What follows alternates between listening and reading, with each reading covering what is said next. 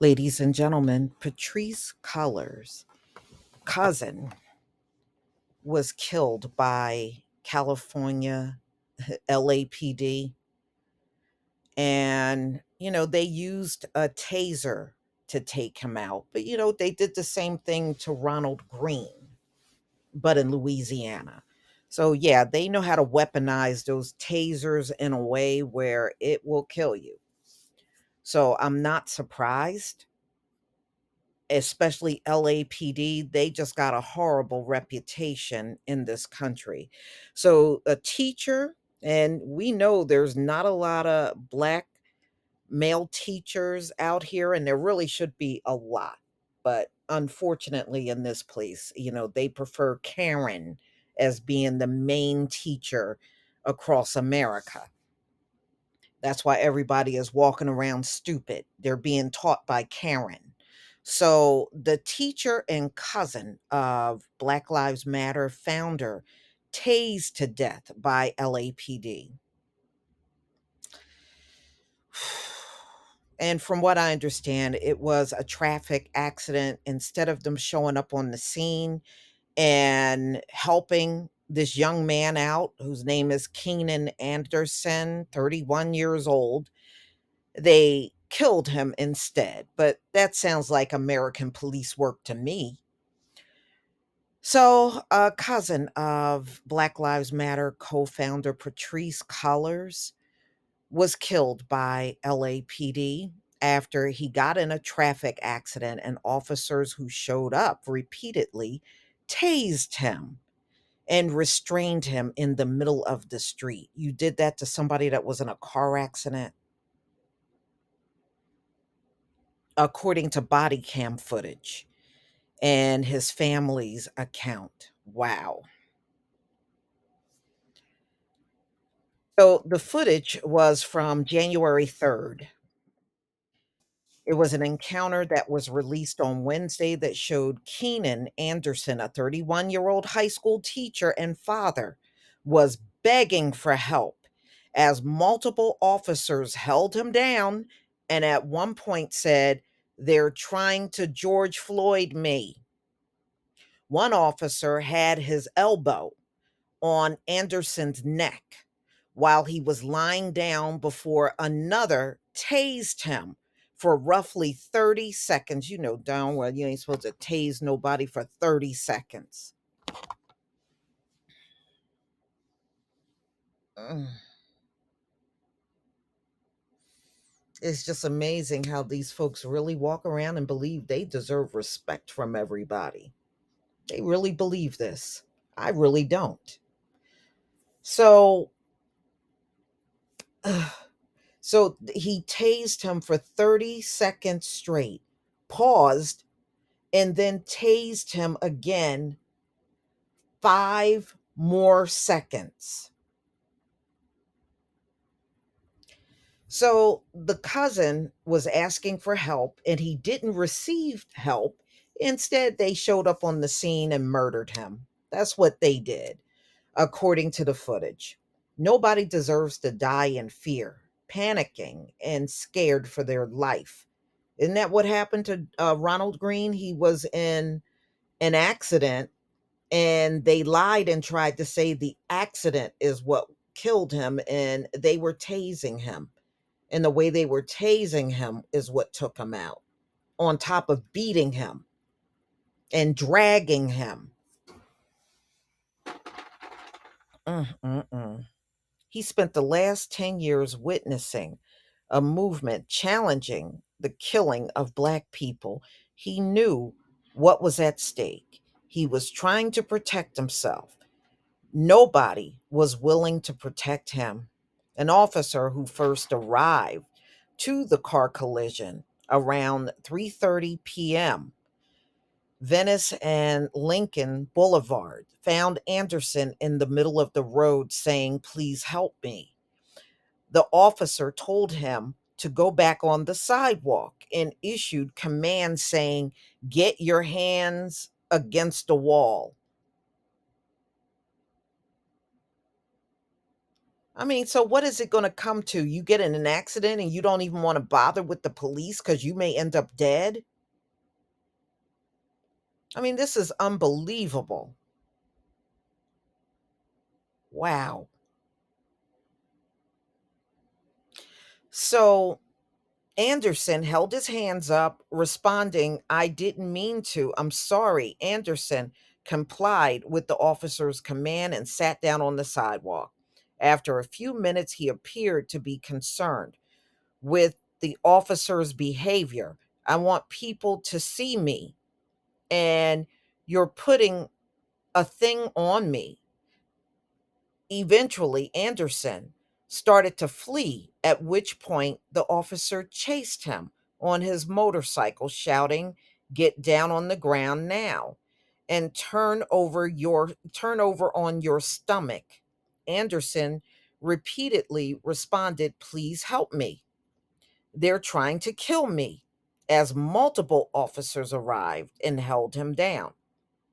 One of them placed his elbow and body weight on Anderson's neck while he was lying with his back on the ground. At this point, the officer standing above him shouted, "Turn over or I'm going to tase you." If somebody's hand is pressing down on your neck, how are they going to turn over? In my opinion, when a cop yells out unreasonable things that they clearly know you can't do, they should get arrested. Just my opinion. So, anyway, during the tasing, Anderson repeatedly said, "Help me," as the officer told him to stop resisting. Well, that's the go-to thing when you're dealing with black people, apparently, we're the only ones that resist out here. Nobody else of different groups do that, just us. Paramedics later arrived at the scene and took him to the hospital, according to LAPD. He went into cardiac arrest 4.5 hours later and died. That was due to the tasing. Tasing somebody for 30 seconds, you know damn well you weren't trained to do that. Colors and other advocates have questioned why it was necessary for armed police to show up to a collision. It was a traffic accident. Instead of treating him like a potential criminal, police should have called an ambulance, Cullors said. Well, you're in America, Patrisse Cullors. You should know you're in America, and this is how we are treated by police. No, he would have got help if that was a white dude instead. He would have got plenty of help for him. If there was a policy which traffic stops were met with unarmed professionals who come to the scene to help with whatever situation has happened, that would have prevented my cousin's death. And that would have prevented so many other deaths. But what you don't understand is it's really not a problem for them to show up on the scene at, to me, with a weapon. They are the police. They're going to have weapons. All right. The police forces that you see in America are going to have weapons. So, my thing is when you know and you're fully aware that it is a traffic accident, that cop should be there to see whether or not the people involved in the accident need help. And it shouldn't, the approach should not have been any other way. You know what was going on, because if the cops were called because of a traffic accident, that's how you should be walking up to see if anybody involved in the accident needs help. So if you did anything less than that, you didn't do your job. So Colors continued to say these type of killings and this type of force will not be interrupted unless we have courageous elected officials come forward and challenge not just the police, but also the policies, which they will absolutely not do. They don't even want, no, they're not going to do this. They don't even want to give up qualified immunity. They're not going to do anything in the best interests of the Black community. Politicians are not there in Washington to do that. We should all know that by now. And this may sound all fine and good, Patrisse Cullors, but you really sound naive in how you're speaking. You're sitting there talking about police being unarmed. They're never going to unarm any cop in this country. And then you're talking about politicians being courageous. There is nothing courageous about those demons all sitting up there in Washington and not doing the job that the people need done. So I don't know what to tell you. You have an organization. If you can't advocate or try to get a hold of politicians, what do you expect the regular public to do? I would think somebody like you would be in a better position to interact with politicians like that. I'm just saying. So the national data has showed that roughly 10% of killings by police each year start with a traffic encounter. And that 1 in 3 people killed were fleeing before lethal force was used. Yeah, because they're scared. They know what the cops do in America. The cops do not help you, they'll kill you before they help you. Last year, the deadliest year for police violence since experts started tracking the killings in 2013, according to a recent analysis. LAPD has also fatally shot 2 people so far this year. And in 2020, they killed Daniel Hernandez after he was in a car accident. So they try to take you out when you're in a vulnerable state. That's what it seems like to me. They take advantage. They know you're not in a good situation and they make a target out of you instead of helping you. While some law enforcement officials and reform proponents have argued that tasers are less lethal and an important tool to reduce police violence, experts and racial justice advocates have increasingly raised concerns about the mass deployment of stun guns. There is a growing amount of evidence that potentially fatal consequences of taser use, with a Reuters investigation finding that more than 1,000 cases between 2000 and 2018 where people died after they were tased.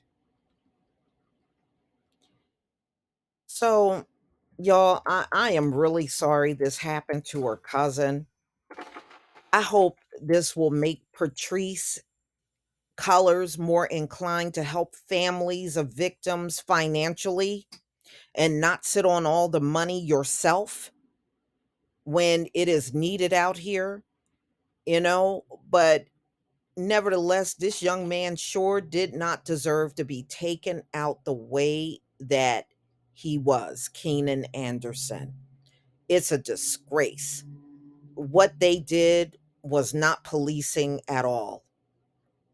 I mean, just picture yourself getting in a car accident and then you got some crazy behind cop show up on the scene treating you like a criminal instead of somebody that's been in a car accident.